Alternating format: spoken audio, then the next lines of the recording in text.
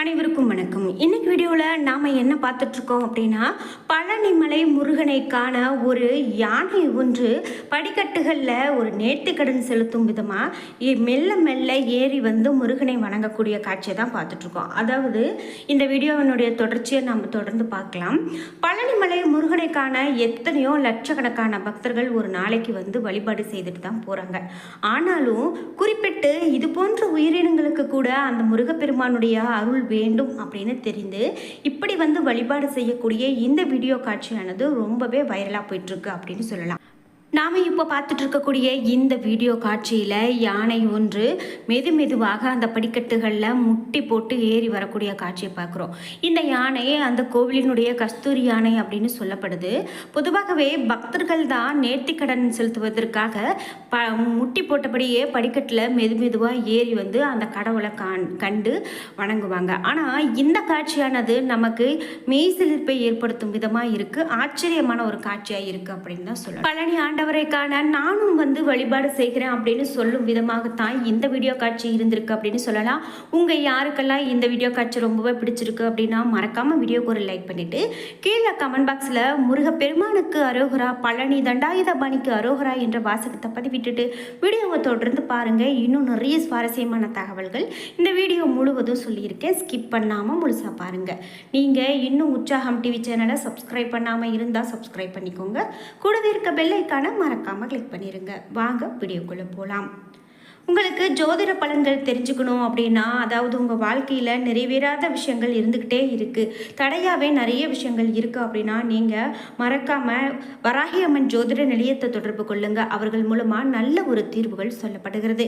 இன்றைக்கி நிறைய பேர் அங்கே வராகி அம்மன் ஜோதிட நிலையத்தில் ஜோதிட பலன் கேட்டு நல்ல ஒரு நிலையில் இருக்கேன் அப்படின்னு சொல்லக்கூடியதாக அனுபவ ரீதியாக பார்த்துட்டு தான் இருக்கோம்.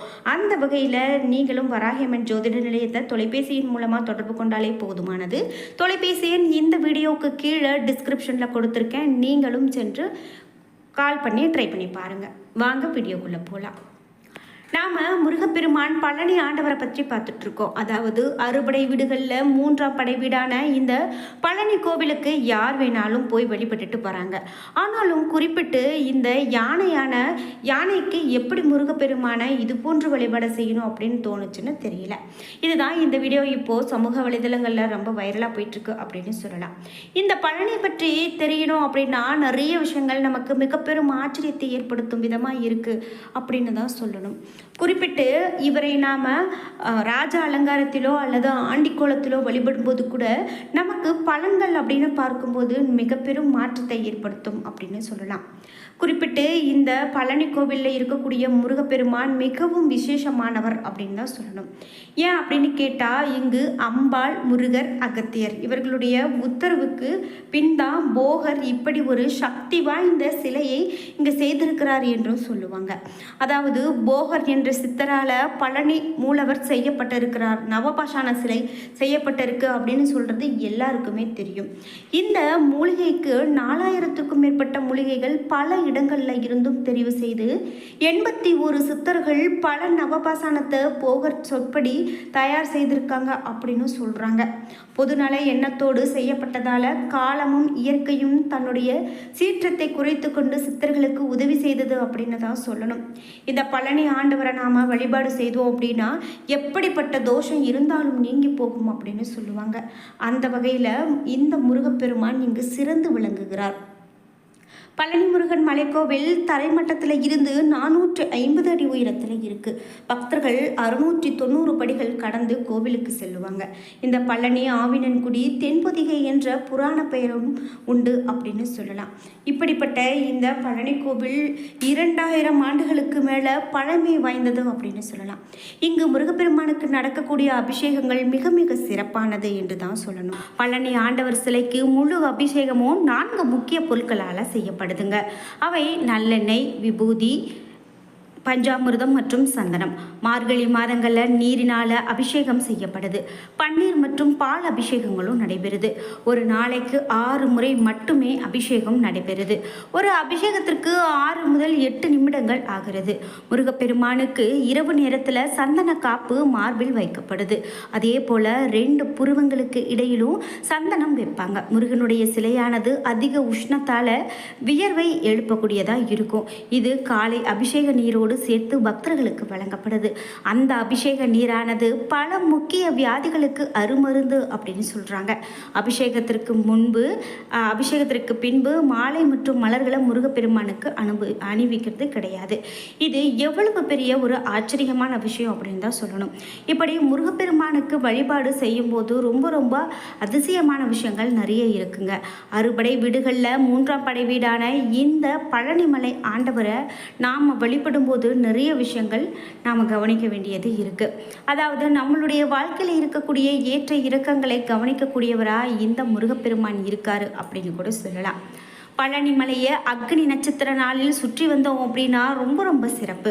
450 மீட்டர் உயரத்தையும் 690 படிகள் கொண்டது பழனிமலை.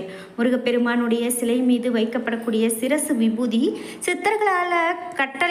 சித்தர்களுடைய கட்டளைப்படி பக்தர்களுக்கு வழங்கப்படுவதாகவும் சொல்கிறாங்க. சிரசு விபூதி அற்புதமான பிரசாதம். பழனி முருகப்பெருமானுக்கு நல்லெண்ணெய், சந்தனம், பஞ்சாமிர்தம், விபூதி போன்ற பொருட்களை வைத்து அபிஷேகம் செய்யப்படுது. மார்கழி மாதத்தில் பன்னீர் அபிஷேகமும் செய்யப்படுது. ஒரு நாளில் 6 தடவை அபிஷேகம் செய்யப்படுது. பழனி முருகனுக்கு பூக்கள், மாலை மற்றும் அர்ச்சனை போன்றவை செய்வது கிடையாது. பழனி பஞ்சாமிர்த பிரசாதத்தை சாப்பிட்றவங்களுக்கு உடல்ல இருக்கக்கூடிய எல்லா நோயும் சரியாகும் அப்படின்னு சொல்லலாம். அந்த வகையில் நீங்கள் பழனிமலை ஆண்டவனை சென்று வழிபட்டிருக்கீங்க அப்படின்னா மறக்காமல் உங்களுடைய கருத்துக்களை சொல்லுங்கள். மறக்காமல் வீடியோக்கு ஒரு லைக் பண்ணிடுங்க. இது மட்டும் இல்லாமல் முருகப்பெருமானுடைய அறுபடை வீடுகளில் எந்த கோவிலுக்கு நீங்கள் சென்று இருக்கீங்க அல்லது எந்த கோவிலுக்கு போகிறதுக்காக நீங்கள் ஆசைப்படுறீங்க, இந்த கருத்துக்களையும் உங்களுடைய கமெண்ட் பாக்ஸில் பதிவிடுங்க. கண்டிப்பாக முருகப்பெருமானுடைய அருள் நம்ம எல்லோருக்கும் இருக்கும் அப்படின்ட்டு நம்ம வீடியோவை தொடர்ந்து பார்க்கலாம். அதே போல் முருகப்பெருமானுக்கு நாம் அபிஷேகத்தை பற்றி பார்த்துட்ருக்கோம். முருகனுடைய கோவில்களில் மட்டும்தான் கோடிக்கணக்கான காணிக்கைகள் பக்தர்களிடமிருந்து வருகிறது அப்படின்னு சொல்கிறாங்க. இது மிக பெரும் சிறப்பு. ஒவ்வொரு கோவிலுக்கும் இந்த நேரத்தில் மட்டும்தான் நடை திறந்திருக்கும். அதாவது ஒரு குறிப்பிட்ட நேரத்தில் மட்டும்தான் அப்படின்னு சொல்லலாம். அந்த நேரத்தில் தான் கடவுளை திருப்தியாக தரிசிக்க முடியும். அதே போல் பழனிமலை முருகன் கோவில் அப்படின்னு பார்க்கும்போது காலை 6 மணி முதல் இரவு 9 மணி வரை திறந்திருக்கும். அந்த நேரத்தில் முருகனை தரிசித்து அவருடைய அருளை பெறலாம். ஒவ்வொரு கடவுளுக்கும் அலங்காரம், அற்புதங்கள் அப்படின்னு நிறைய விஷயங்கள் இருக்குங்க. அந்த அலங்காரத்தை பார்க்க 2 கண்கள் போதாது அப்படின்னு சொல்லுவாங்க. பழனி முருகனுக்கு எந்தெந்த அலங்காரம் செய்வாங்க அப்படின்னு பார்க்கலாம்.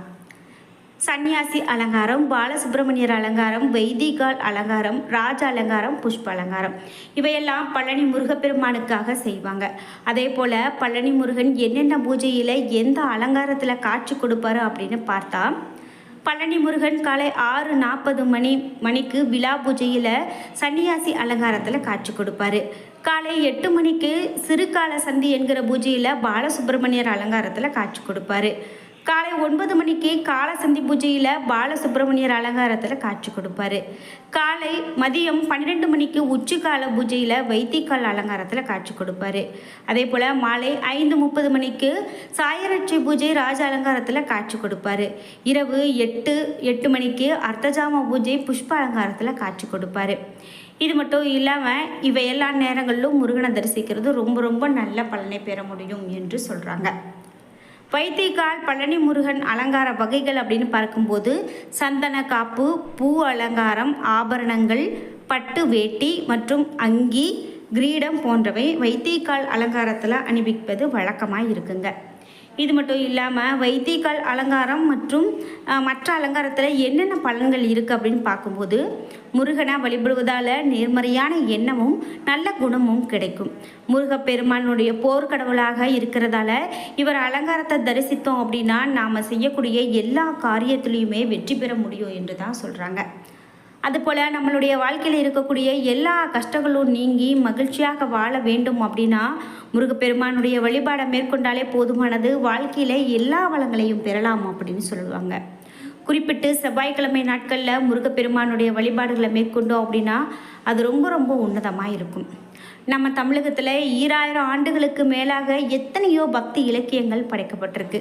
அவற்றையெல்லாம் ஆராய்ந்து பார்க்கும்போது சிவனையும் விஷ்ணுவையும் விட முருகப்பெருமான் மிகவும் கொண்டாடப்பட்டிருக்கிறார் என்பது நமக்கு தெரிய வரும். படைத்தலைவனாக, மகனாக, தமையனாக, காதல் கணவனாக, தமிழ் கடவுளாக திகழ்கிறார் அழகிய முருகப்பெருமான்.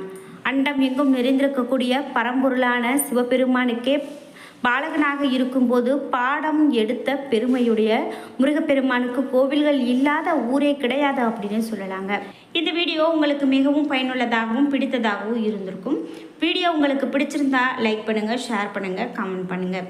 நீங்கள் இன்னும் உற்சாகம் டிவி சேனலை சப்ஸ்கிரைப் பண்ணாமல் இருந்தால் சப்ஸ்கிரைப் பண்ணிக்கோங்க.